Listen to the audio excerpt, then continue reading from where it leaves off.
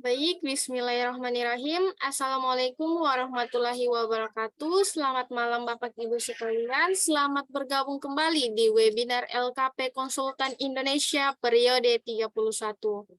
Pada malam hari ini kita memasuki materi ketiga, yaitu dengan topik kertas kerja pemutusan kontrak konstruksi yang akan dibawakan oleh narasumber kita, yaitu Bapak Kurniawan Ilyas selaku Kabag Hukum Setda Kota Kendari.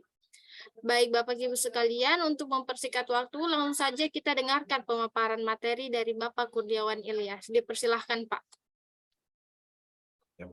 Ya baik, saya Bakar.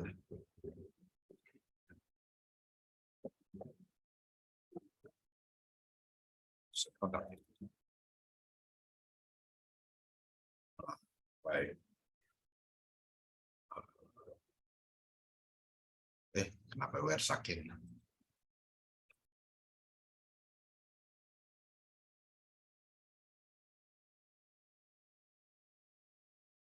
Saya matikan ya videonya, jangan sampai jaringan tidak bagus. Baik Pak.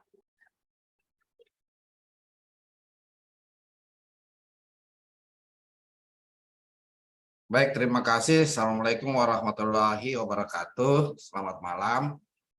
Salam sejahtera. Materi malam ini bagaimana kita berdiskusikan, menjelaskan bagaimana sih metode simulasi sebuah pemutusan kontrak pekerjaan konstruksi. Karena di beberapa permasalahan yang saya tangani dan sudah saya eksekusi pemutusannya ini, beberapa PPK masih ya kurang lebih memahami kurang memahami bagaimana mekanisme pemutusan kontrak. Dan saya akan tunjukkan dokumen pemutusan kontrak itu sendiri ya, dalam bentuk penetapan. Nah, pemutusan kontrak ini sebenarnya harus berangkat dari bagaimana penanganan kontrak kritis. Jadi latar belakang pemutusan kontrak ini bagaimana penyelesaian penanganan kontrak kritis itu. Nah, bagaimana siklus penanganan kontrak kritis atau penyelesaian ya. Jadi mekanismenya kita lihat di peraturan LKPP nomor 12 tahun 2021 itu sudah harus kita berpedoman pada saat kita melihat jadwal pelaksanaan pekerjaan dan kontrak itu sendiri. Di dalam jadwal pelaksanaan pekerjaan yang disepakati, yang dijelaskan oleh penyedia konstruksi itu pada saat apa? Pada saat PCM, pre-construction meeting, ya, rapat persiapan pelaksanaan kontrak. Disitulah ya, penyedia konstruksi, kontraktor menjelaskan hal ihwal apa saja yang akan dilaksanakan untuk di masa pelaksanaan konstruksi. Di situ juga dia harus menjelaskan ya, bagaimana metode pekerjaannya, metode pelaksanaannya, bagaimana menghadapi jika kondisi ya, ada gangguan, misalnya cuaca. Di situ harus dijelaskan. Apabila tidak ada, maka jika di ke depan menemui kendala demikian tidak bisa diberikan sebuah namanya peristiwa kompensasi. Dia harus tetap disebut sebagai pemberian kesempatan yang dimana jika diperpanjang masa pelaksanaan pekerjaannya akan diadakan denda dengan pemberian kesempatan, bukan peristiwa kompensasi. Bagaimana ya? Nah, ketika melihat jadwal pelaksanaan yang sudah disepakati di PCM, rapat persiapan pelaksanaan kontrak bersama PPK dan konsultan pengawas, dalam perjalanan pekerjaannya terdapat deviasi di atas 10% di periode 1, maka langkah yang harus dilakukan adalah konsultan pengawas menyampaikan kepada pejabat penandatangan kontrak atau pejabat pembuat komitmen bahwa ada terjadi deviasi yang menurut jadwal pelaksanaan pekerjaan yang sudah disepakati itu pada saat PCM di atas 10%. Nah, dari surat pernyataan pengawas menyampaikan kepada PPK lah memberi peringatan. Jadi bukan konsultan pengawas yang memberi peringatan ya. Jadi itu kadang dibalik-balik gitu. Ya, memberi peringatan dan cara apa? Mengeluarkan SP, surat peringatan. Dan sekaligus memberikan undangan untuk rapat kontrak kritis. Nah, hasil rapat kontrak kritis itu, SCM1, itu harus dituangkan dalam berita acara. Saudara, misalnya isinya berita acara ya, apa sebab-sebab saudara terlambat ini? Deviasi di periode 1, 0 sampai 70, ya, misalnya bulan ke-7 ini, bulan ke 0 sampai 70, ini deviasinya 10%, gitu. Lebih dari 10%. Maka harus dijelaskan, dirumuskan. Apakah kendalanya itu disebabkan karena pengguna anggaran atau karena penyedia sendiri terlalu lambat. Itu akan kita lihat nanti. Kita akan kaji kembali, kita menjadi pedoman yaitu pada saat dokumen di PCM. Itu yang disebut RMPK. Jadi rencana untuk pekerjaan konstruksi itu ya pada saat pembahasan PCM itu akan dikaji lagi, akan dipelototi, akan diurai lagi, akan jadi pedoman pada saat soskos meeting. Jadi RMPK dan RMK, jadi ada dua ya, RMK dan RMPK.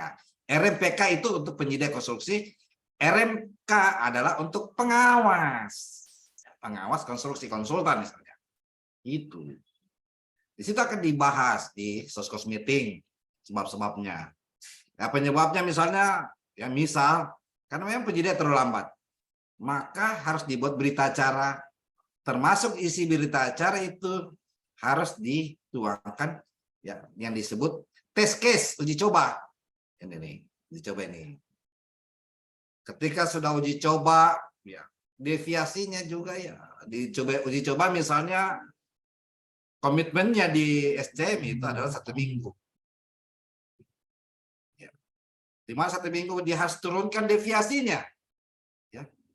Dia harus turunkan deviasinya di bawah 10%. Tidak tercapai. Nah, maka konsultan pengawas ya menyampaikan kepada Pak PPK bahwa tidak tercapai ini. Nah, sudah kasih SP lagi dan mengundang rapat. Seterusnya sampai SCM2. SCM3 juga demikian ya. Jadi semua itu berdasarkan tahapan, ya, tahapan 1, 2, dan 3. Jadi konsultan pengawas menyampaikan deviasi, PPK menyampaikan SP bersama dan mengundang untuk rapat itu. Dan semua harus dituangkan di berita acara.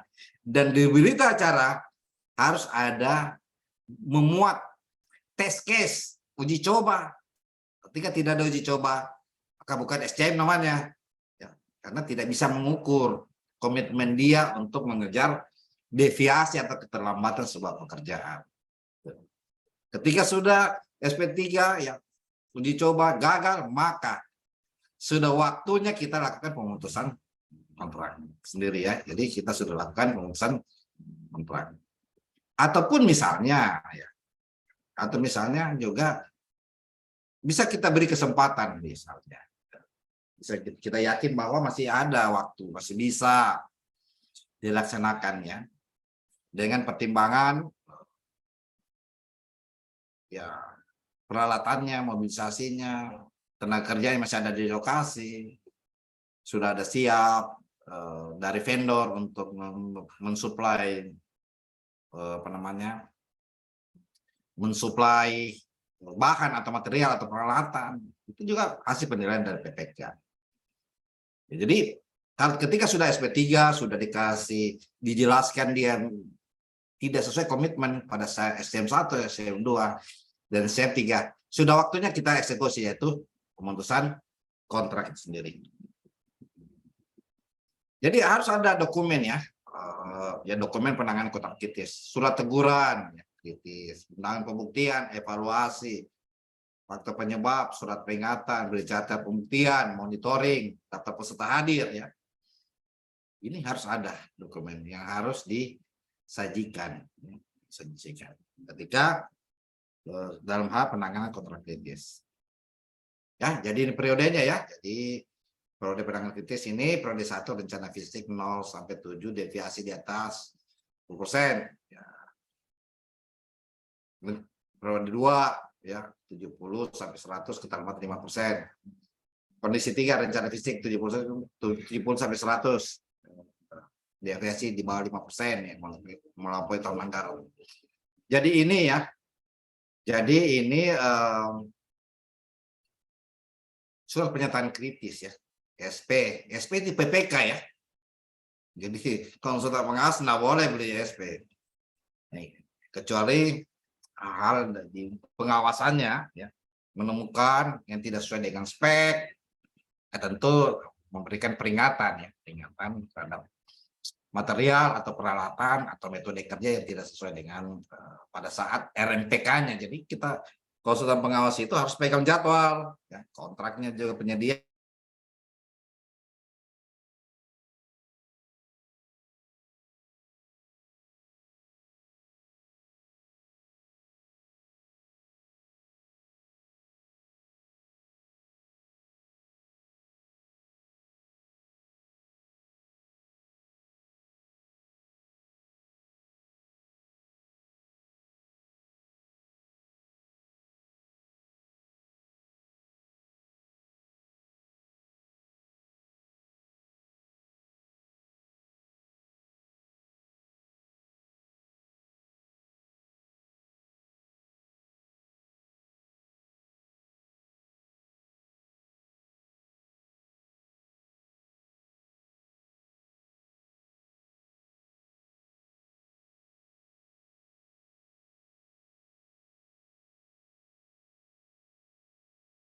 Mohon maaf Bapak Ibu, mohon ditunggu sebentar.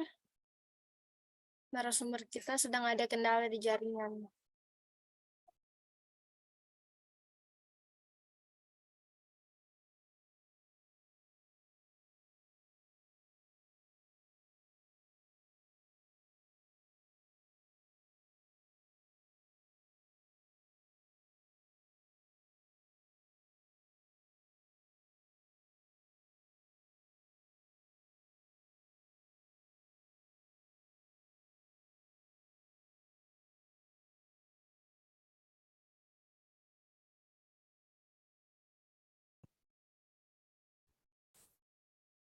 Kayak jaringan. Ya Pak, jaringan kurang bagus. Ya, jadi saya pakai HP ya. Gimana lagi tadi? Oke, bla bla bla. Nah, apa itu sih pengertian pemutusan kontrak ya? Pemutusan kontrak ini tindakan oleh pejabat pembuat komitmen atau bukan pejabat tanda kontrak ya? Karena tidak semua pejabat tanda kontrak adalah pejabat pembuat komitmen. Atau penyedia atau mengakhiri berlakunya kontrak ya. Jadi tidak perlu takut, bingung PPK ya. Eksekusi saja ini. Kalau ada penyedia yang tidak sesuai ya. Waktu yang sudah ditetapkan, mutunya, kuantitasnya. Jadi ada 3 ya. Pemutusan dasar-dasarnya, mutunya, kuantitasnya, termasuk waktu. Jadi ada 3 gitu yang jadi tolak ukur PPK tembus. Jadi pemutusan kontrak ini ya oleh PPK ya terbukti KKN ya. Jadi ada pemalsuan, kecurangan dalam proses pengadaan yang diputuskan instansi berwenang. Ya harus diputuskan instansi berwenang ya kalau ada nepotisme, korupsi ya. Atau pengaduan, ada penyampaian prosedur, kolusi ya dalam proses pengadaan dinyatakan benar sama instansi berwenang.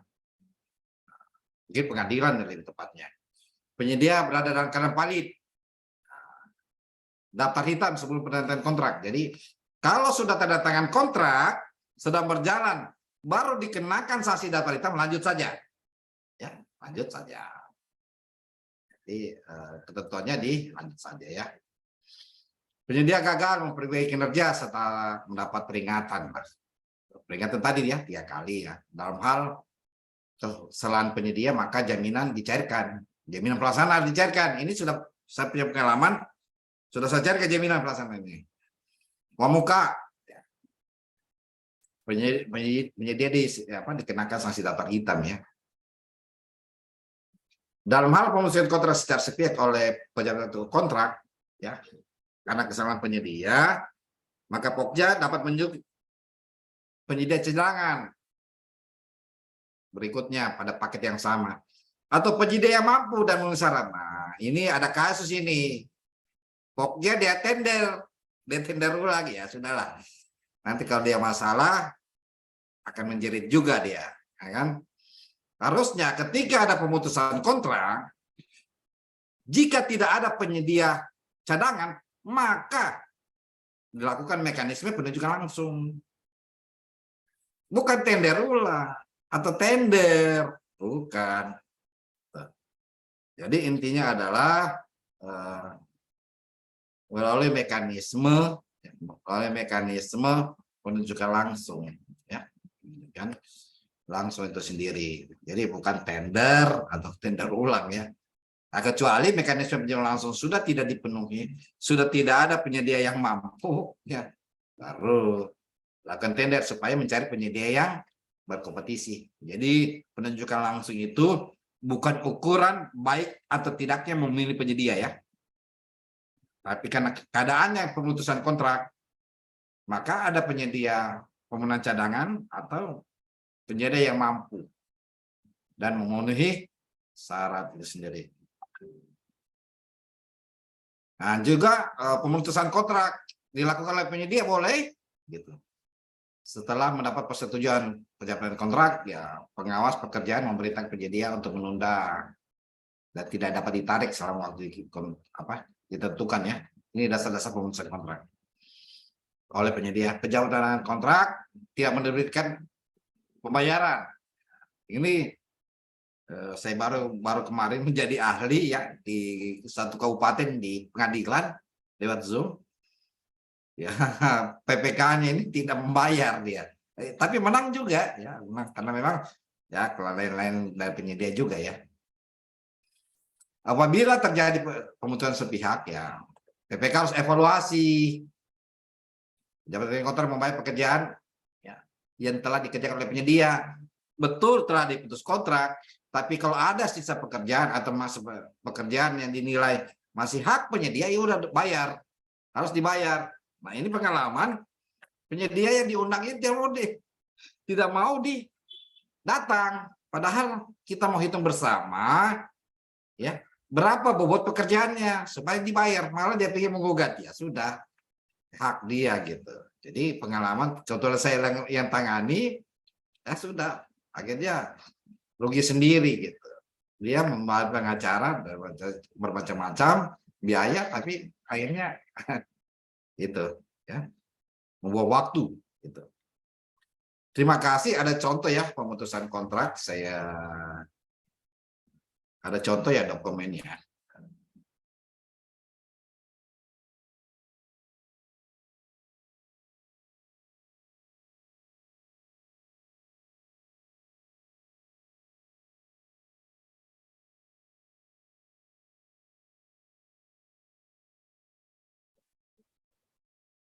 Saya buka dulu dokumen kontrak yang diputus ya contohnya.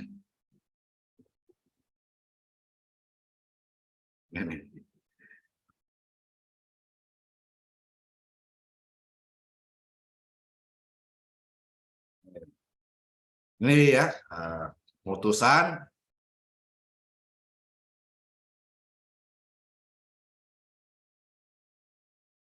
ya harus dituangkan dasar hukumnya ya. Apa sih dasar hukumnya ini? Harus diurut ya. Mulai kontraknya, SPMK-nya, adendum pertama, adendum sampai adendum ya, adendum ke-5 malah. Surat peringatan. Ini kan deviasinya, ini deviasinya 15% ya. Saya susun ini. Peringatan pertama, rapat, berita acara ya. undangan gitu. Peringatan kedua teguran gitu. Berita acara social meeting 3 gitu. Pemberitahuan kegagalan uji coba ya itu tadi. Rapat ya. Jadi harus ada namanya surat pemberitahuan dan cara pemutusan. Nah, ini hampir terjadi ke sedikit miss ya teman-teman PPK itu dia lupa ini surat pemberitahuan rencana pemutusan, tiba-tiba dia mau putus.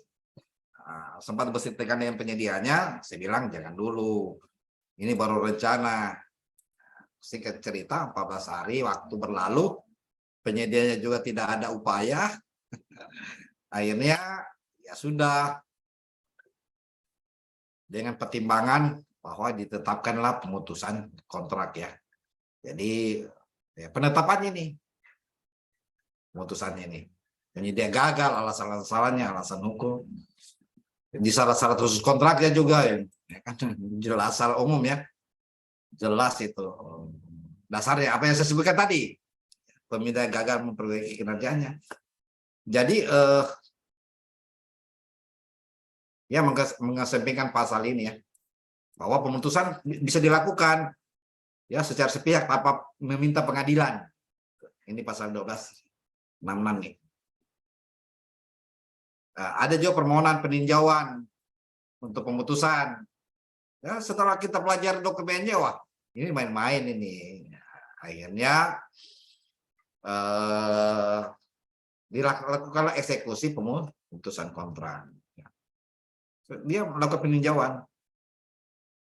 Benar ya?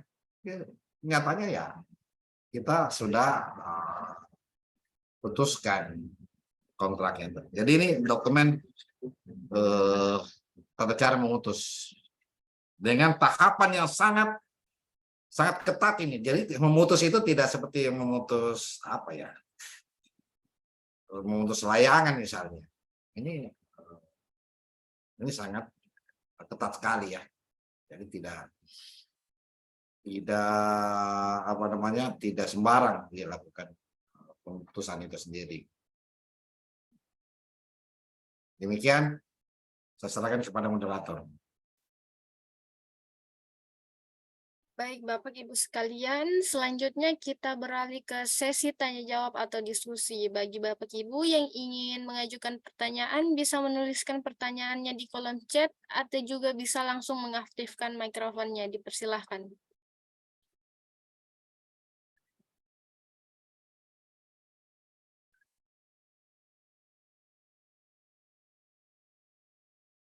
Silakan mungkin satu pengalaman ragu-ragu putus kontrak atau ragu-ragu periksa yang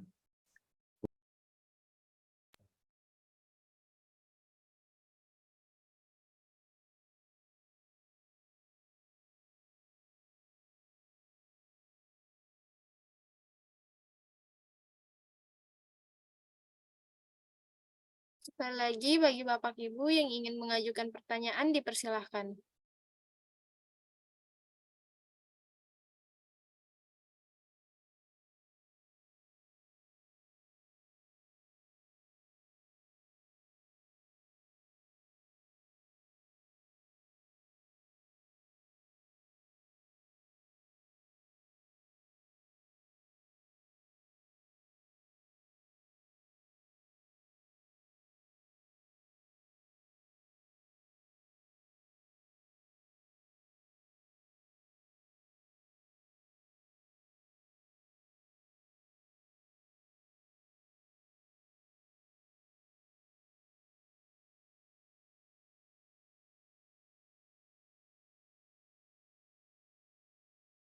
Mungkin sudah jelas ya, Pak. Tidak ada yang ingin bertanya. oke ya. Mungkin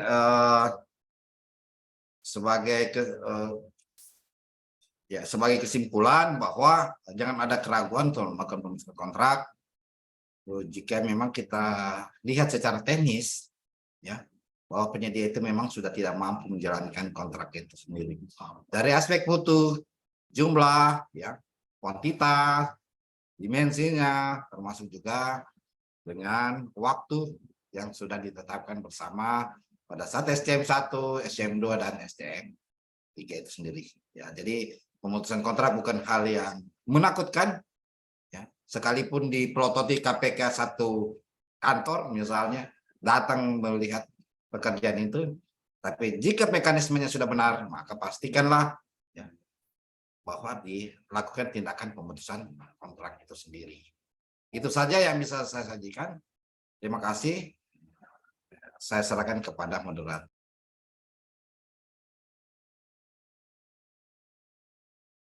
Baik, Bapak Ibu sekalian, demikianlah rangkaian webinar pada malam hari ini. Saya ucapkan terima kasih kepada narasumber atas kesediaan waktunya. Saya juga ucapkan terima kasih kepada para peserta yang sudah hadir. Semoga ilmu yang didapatkan bisa bermanfaat untuk Bapak Ibu sekalian. Pada akhir kata, saya selaku moderator pamit undur diri. Mohon maaf apabila masih banyak kesalahan dan kekurangan di webinar malam hari ini. Wassalamualaikum warahmatullahi wabarakatuh.